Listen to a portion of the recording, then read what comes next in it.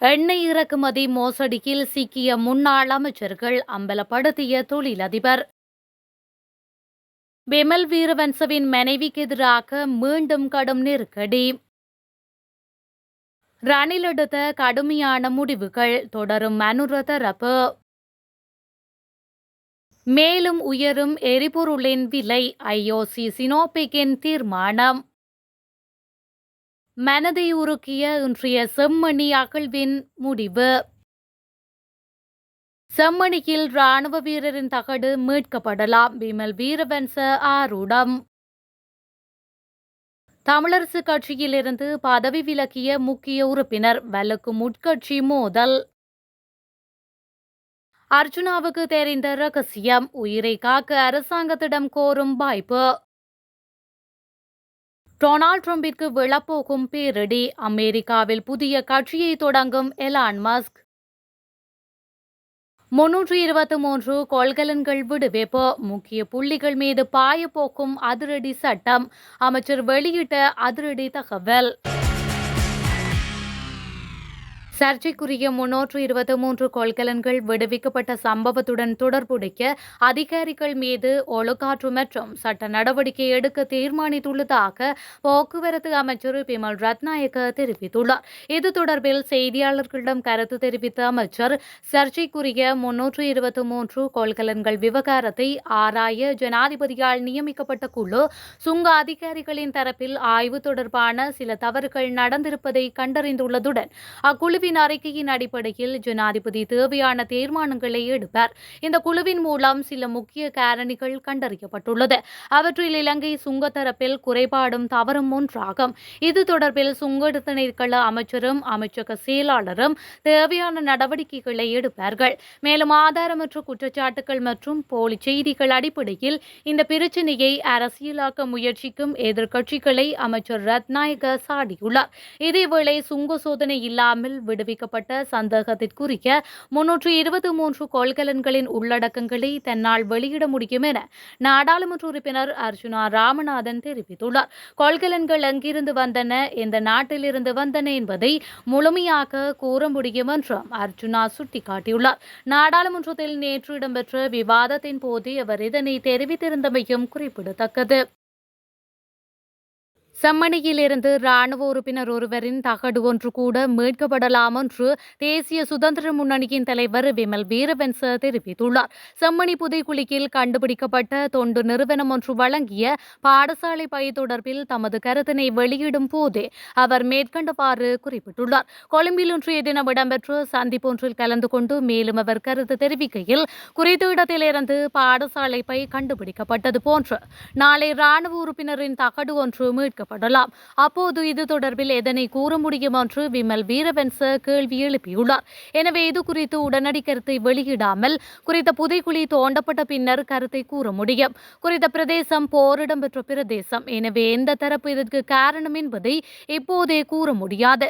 இந்த நிலையில் இலங்கையை பொறுத்தவரையில் நடந்தவற்றை தோண்டிக் கொண்டிருக்காமல் எதிர்காலத்தில் இவ்வாறான சம்பவங்கள் இடம்பெறாமல் தடுப்பதே முக்கியம்.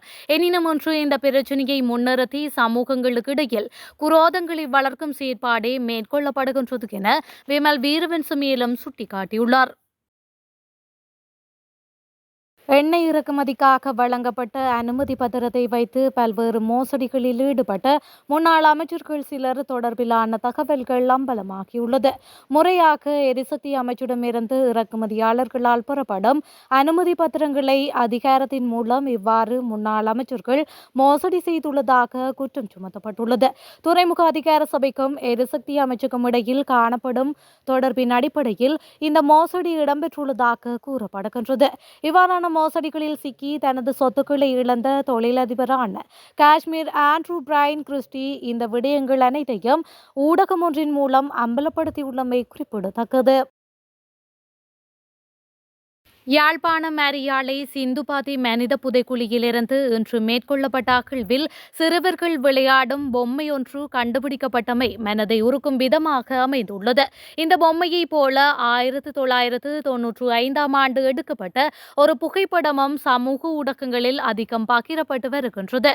நேற்றைய தினம் மேற்கொள்ளப்பட்ட அகழ்வில் 33 எலும்புக்கூடுகள் அடையாளம் காணப்பட்டுள்ள நிலையில் இன்றும் அகழ்வு பணிகள் முன்னெடுக்கப்பட்டிருந்தது.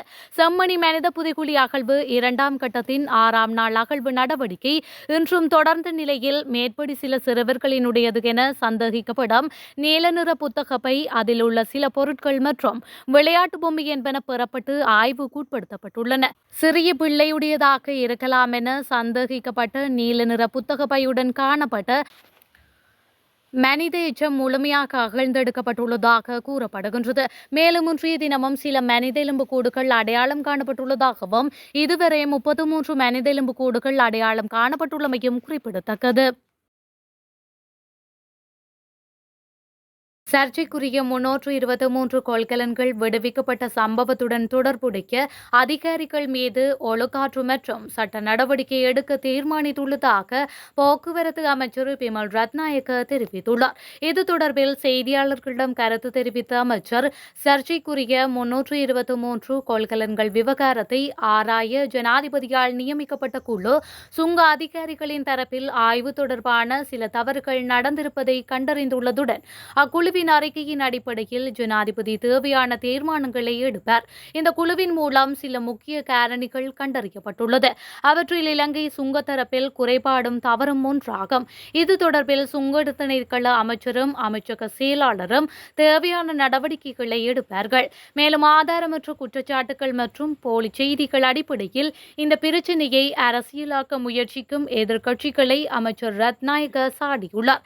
இதேவேளை சுங்க சோதனை இல்லாமல் விடுவிக்கப்பட்ட சந்தேகத்திற்குரிய 323 கொள்கலன்களின் உள்ளடக்கங்களை தன்னால் வெளியிட முடியும் என நாடாளுமன்ற உறுப்பினர் அர்ஜுனா ராமநாதன் தெரிவித்துள்ளார்.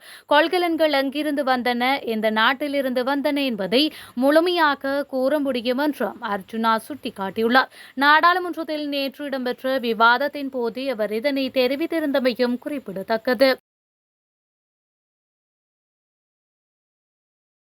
இலங்கை தமிழரசு கட்சியின் மன்னார் மாவட்ட கிளையின் பொருளாளர் தி பரஞ்சோதி கட்சியின் பொருளாளர் பதவியில் இருந்து விலகுவதாக இலங்கை தமிழரசு கட்சியின் பொதுச் செயலாளருக்கு அறிவித்துள்ளார். இன்று இது தொடர்பான எழுத்து மூல கடிதம் ஒன்றையும் தமிழரசு கட்சியின் பொதுச் செயலாளருக்கு அனுப்பி வைத்துள்ளார். குறித்த கடிதத்தில் குறிப்பிடப்பட்டுள்ளதாவது, தமிழரசு கட்சியின் சிரேஷ்ட உறுப்பினர், முன்னாள் மாவட்ட தலைவர், நானாட்டான் பிரதேச சபையின் முன்னாள் தவிசாளர் என்ற வகையில் தமிழரசு கட்சியின் மன்னார் மாவட்ட கிளையின் பொருளாளர் பதவியிலிருந்து நான் பதவி விலகல் செய்கின்றேன் என்பதை தெரிவித்துக் கொள்கின்றேன். மாவட்ட தலைமை கடந்த தேர்தலில் தன்னிச்சையாக செயல்பட்டதுடன் உள்ளூராட்சி சபைகளை அமைப்பதில் அலட்சியமாக செயல்பட்டமை கட்சிக்கும் மன்னார் மாவட்டத்திற்கும் பெரும் அதிர்வலைகளை ஏற்படுத்தியுள்ளது. எனவே தற்போதைய மாவட்ட தலைமையுடன் தொடர்ந்தும் பணியாற்ற முடியாத நிலை ஏற்பட்டுள்ளது.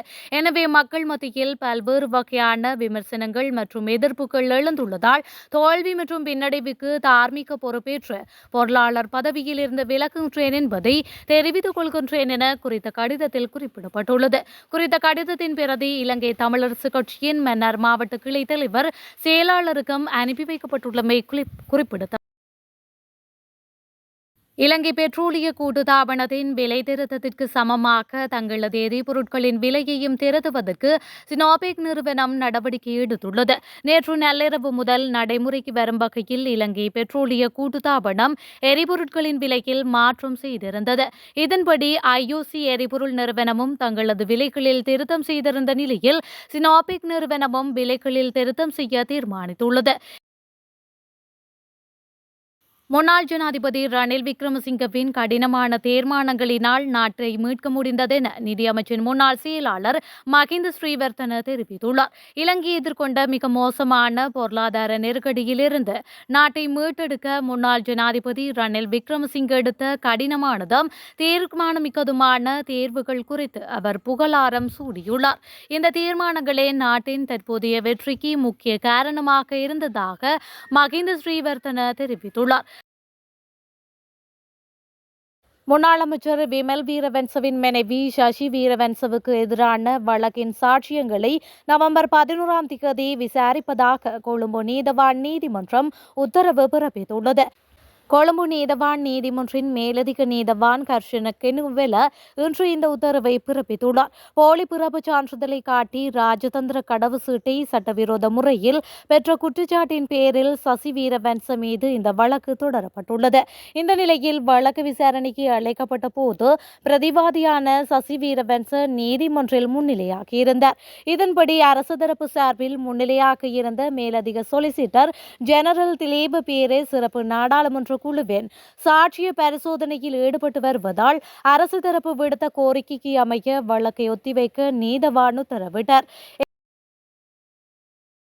சுங்க சோதனை இல்லாமல் விடுவிக்கப்பட்ட சந்தேகத்திற்குரிய 323 கொள்கலன்களின் உள்ளடக்கங்களை தன்னால் வெளியிட முடியும் என நாடாளுமன்ற உறுப்பினர் அர்ஜுனா ராமநாதன் தெரிவித்துள்ளார். கொள்கலன்கள் எங்கிருந்து வந்தன, எந்த நாட்டிலிருந்து வந்தன என்பதை முழுமையாக கூற முடியும் என்றும் அர்ஜுனா சுட்டிக்காட்டியுள்ளார்.